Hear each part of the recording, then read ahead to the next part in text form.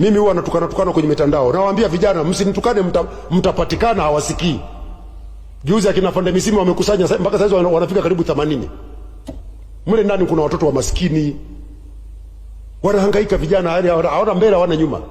Kisa tu kahamasishwa na mweu mmoja huko, basi na yeye ana bando la bure, kaingia hapo anatukana matusi. Utashikwa. Yaani teknolojia ilikofika, uwezi ukatukana mtandaoni hapo kabaki salama. Utajulikana. Na leo nasema na Fande Misime yule pale na RPC huyu hapa.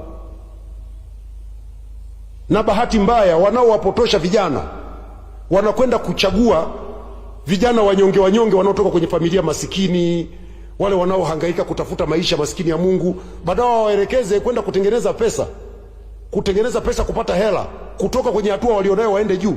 Wanakwenda kuwafundisha uhalifu. Ukifanya uhalifu utakamatwa.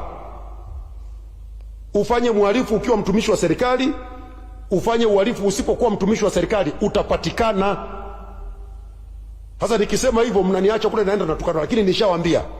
Nilisema mimi mapema mwaka jana mwezi wa 10 wa 9 nafikiri, vijana tumieni mitandao vizuri, msitumie mitandao kama genge la kurundika matusi.